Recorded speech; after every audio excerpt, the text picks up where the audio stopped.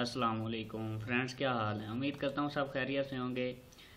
जैसे कि आप सब लोग जानते हैं कि मेरा नाम उमैर बास है और आप देख रहे हैं मेरे YouTube channel Vu super brand.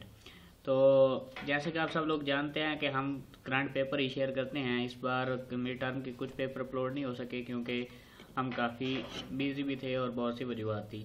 तो इंशाल्लाह जैसे कि आज से स्टार्ट कर रहे हैं और फाइनल में इंशाल्लाह इसके सारे ही पेपर अपलोड किए जाएंगे। तो MTA 603 का आज पेपर शेयर करेंगे। फुल मिड टर्म का पेपर है, करंट पेपर है और इंशाल्लाह इसमें से काफ़ी बच्चों का पेपर रिपीट होगा। जैसे कि आप सब लोग जानते भी हैं कि पहले भी हमारे पेपर 80%, 90%, 50% तक रिपीट होते थे। तो अब भी इंशाल्लाह पेपर आपके रिपीट होंगे और आपकी तैयारी और आपके पेपर बहुत आसान होंगे। तो चलते हैं आज के टॉपिक की तरफ। Diagonal dominance of the coefficient matrix is the strictly checked. Strictly checked किस में होता है? हमारे पास जैकोबी मेथड में होता है। उसके बाद ये हमारे पास है कि hexadecimal of a number system is. तो हेक्सा हमारे पास कितना होता है? 16 होता है और ये 4 होते हैं। एक बाइनरी तो वो 2 होता है, ऑक्टल 8 होता है और डेसिमल 10 होता है। तो ये आपसे कोई भी पूछ सकता है, तो इन चारों में से एक पक्का आ जाता है। उसके बाद है ये MCQ बड़ा रिपीटेड है और इम्पोर्टेंट है। Are sufficient condition for the convergence of the iterated solution of the exact solution of the Gauss Jacobi method. तो इसके लिए जो आपके पास ऑप्शन है वो ऑप्शन ए करेक्ट है, जिसमें यहाँ पे एक गौर कर लें, ये आपके पास क्या है, ग्रेटर देन का साइन इसमें यूज होता है। तो ये आपके पास करेक्ट आंसर है। बाकी देखें इसमें इक्वल और ग्रेटर देन है तो ये आपका आंसर नहीं बनता, ये लेस देन है, ये भी आपका आंसर नहीं बनता। तो ये आंसर इज द करेक्ट। उसके बाद ये बड़ा इंपॉर्टेंट MCQ है। Convergence process is the regular falsi method is. यहाँ पे देखें रेगुलर फाल्सी मेथड जो है वो किससे, बाइसेक्शन से क्या होता है, फास्टर होता है। उसके बाद है Jacobi method is the highly recommended for. तो ये किसके लिए होता है? Real and symmetry.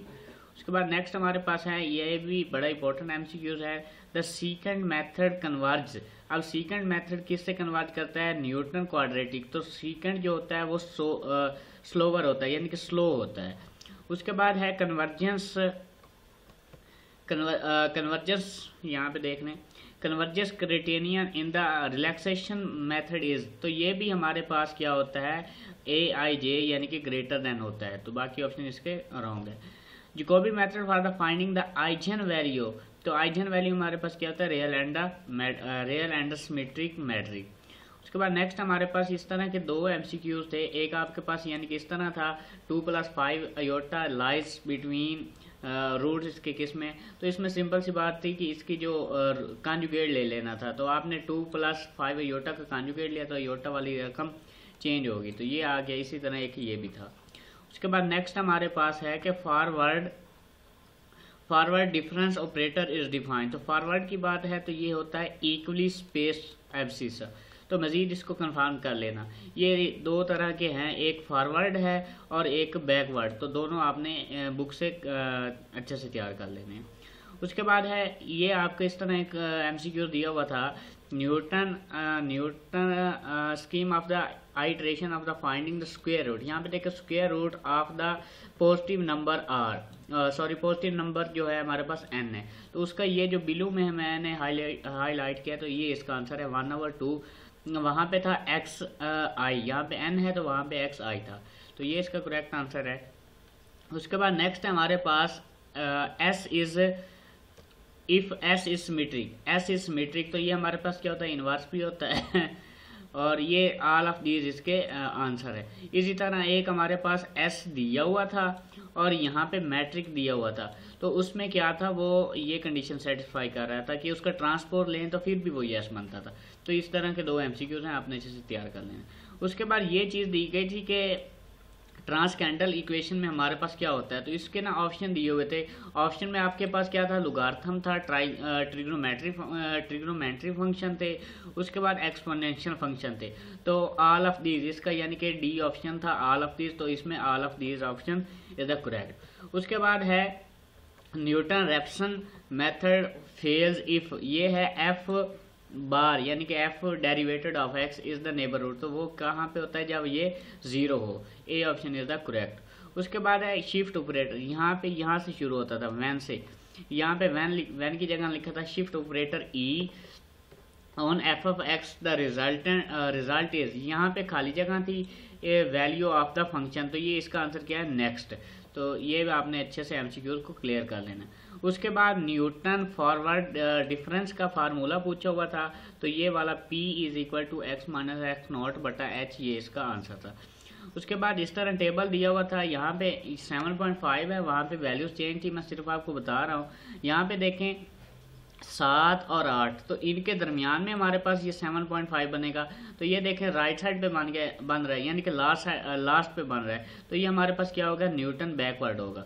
और यहाँ पे देखें कि F15 फाइंड करना है 10 और 20 के दरमियान, यानी कि यहाँ पे कहीं बनेगा, तो ये क्या है, फॉरवर्ड है, तो इसकी आपने पहचान याद रखनी है। उसके बाद इस तरह ये आपको यानी कि स्टेटमेंट दी हुई थी, उसमें ये खाली जगह थी short distance backward from x not, तो ये इसका आंसर है। उसके बाद नेक्स्ट आपके पास ये इसी तरह यानी कि न्यूटन बैकवर्ड की भी दी हुई थी, और उसमें क्या था शॉर्ट डिस्टेंस फॉरवर्ड। यहाँ पे देखें बैकवर्ड है और यहाँ पे क्या होगा, और ये अगर न्यूटन बैकवर्ड हो तो यहाँ पे क्या होगा, फॉरवर्ड होगा। तो ये थे चंद एमसीक्यूज। उसके बाद ये इस तरह एक क्वेश्चन था आपके पास के फाइंड द अप्रोक्सीमेशन गाजी शीडल आपने फाइंड करना था, ये आपको सिस्टम दिया गया था। तो इसका यहाँ पे सोल्यूशन मैंने लिखा है, देखे गिवन डेट यानी कि ये आपको दिया गया है, एक्स हो गया, वाई हो गया, जेड हो गया, जिसको मैंने यानी कि नाम दे दिया नाउ पुटिंग। अब अप्रोक्स इनिशियल वैल्यू में क्या होता है, सबसे पहले हम 0 0 पुट करते हैं, यानी कि एक्स अगर फाइंड कर रहे हैं तो वाई भी 0 जेड भी 0, तो वो पुट किया तो हमारे पास एक्स ये आ गया। अब गाजी शीडल मेथड है, तो आपने नेक्स्ट में एक्स की वैल्यू जो आई है वो पुट करनी है, जो कि यहाँ पुट है, जबकि जो दूसरा है यानी कि वाई है वो वाई है या जेड है, सॉरी वाई तो फाइंड कर रहे हैं, तो एक्स की वैल्यू फाइंड करेंगे और जेड 0 पुट करेंगे। तो इस तरह आपके पास एक और वैल्यू आ जाएगी एक्स की, और नेक्स्ट स्टेप में क्या करेंगे कि एक्स की और वाई की वैल्यू पुट करेंगे, तो उससे हमारे पास जेड की वैल्यू आ जाएगी। उसके बाद ये भी ये याद नहीं लॉन्ग में, ये शॉर्ट में था। उसके बाद right the Newton backward interpolation का आपने सिर्फ फार्मूला लिखना था, तो ये यहाँ पे मैंने फार्मूला लिख दिया है, आप इसको सिंपल देख सकते हैं। उसके बाद नेक्स्ट एक क्वेश्चन था कि आपको एफ ऑफ 0 इस तरह दिया हुआ था, एफ ऑफ 1 दिया था आपसे उसने सेकंड यानी कि नेक्स्ट सीकेंड मेथड उसने पूछा हुआ था। तो यहाँ पे देखें एक्स नॉट क्या हो गया, 0 हो गया, एक्स 1 क्या हो गया, ये हो गया। एफ ऑफ 0 और एफ ऑफ 1 क्या है, यहाँ पे देखें ये माइनस का है, ये प्लस का है, तो ये लेस देन 0 है। अगर इनकी मल्टीप्लिकेशन करें तो रूट कहाँ पे होंगे, 0 और 1 के। हमने सीकेंड का मेथड का फार्मूला लगाया, उसमें वैल्यूज को पुट की, कैलकुलेशन की, तो आपका आंसर आ गया। उसके बाद इस तरह आपका एक मैट्रिक फॉर्म में दिया गया था, ये मतलब कि दूसरी ये अलजेब्रिक फॉर्म में है, वहाँ पे मैट्रिक फॉर्म था, कैसे कि 1 3/2, उसके बाद -1/2, यानी कि ये सारा मैट्रिक दिया हुआ था, और ये सोल्यूशन दिया हुआ था, यानी कि यहाँ पे एलिमिनेट कर दिया था। ये स्टेप 1 होता है ना, तो एलिमिनेट कर दिया था। तो आपने स्टेप 2 में सिर्फ यानी कि बैकवर्ड, और ये किस में था, गाजेस, इसका आसान सा है, मुझे याद नहीं आ रहा, तो उस मजीद ये बुक में दिया गया क्वेश्चन, आप वहाँ से देख लेना। हाँ, गासेस एलिमिनेशन है इसका, ये मेथड है।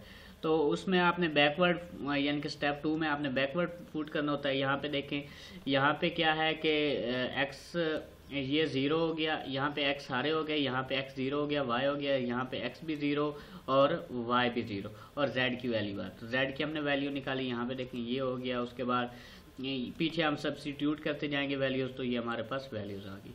तो ये अगर इसमें से आप कोई वीडियो में से कोई मिस्टेक वगैरह मिले तो लाजमी बताना, और कोई भी मतलब के इंफॉर्मेशन चाहिए हो तो इस नंबर पे आप कांटेक्ट कर सकते हैं।